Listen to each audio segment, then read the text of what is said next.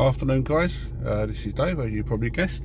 I'm just going to do a very quick video this afternoon because I'm in the supermarket and obviously don't want to get filmed while I'm doing this.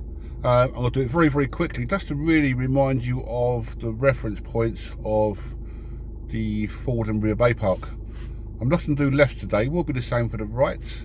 So just bear with me, I'm doing it on my own because the other half's in the supermarket getting a few bits and pieces, so just bear with me. So what we're going to do, we're going to go forwards and you'll see this blue car. So I'm going to drive up to it and I'm just going to line my shoulders up with the end of this blue car.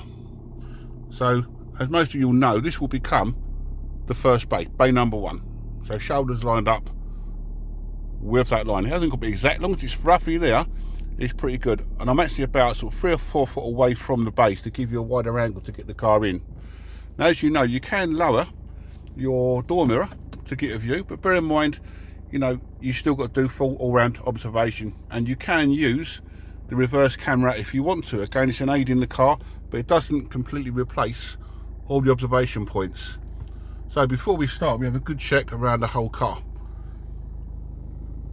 So I'm doing it very quickly so you know the reasons why we're doing the observation, okay? Because I've been in a land full of numpties. So from this point here, I'm going to start to steer the car left, and this will take me into the bay, one away from this blue car. So I'm going to steer the car left, and we're going to go full left lock.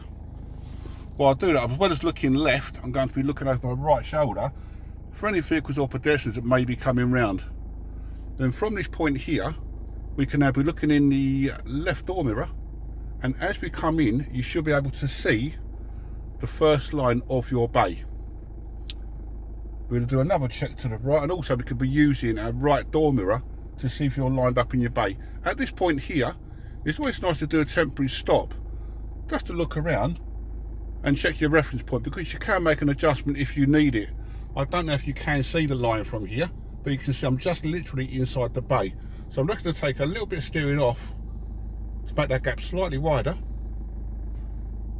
Then I'm going to put it back on again to bring the car back into the bay. Again, I'm looking round to the right and looking ahead. So I'm doing it very quickly. So as you come back in now, you'll see the front of the car is pointing straight ahead. So this is the point now where we start to straighten the wheels up. It does reverse slowly back into the bay.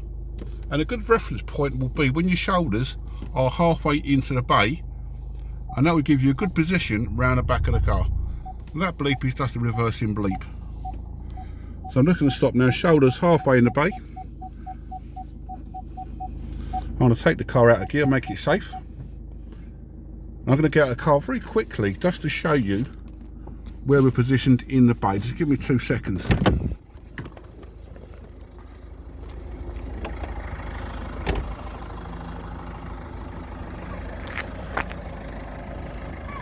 So you can see now the car is nice and neat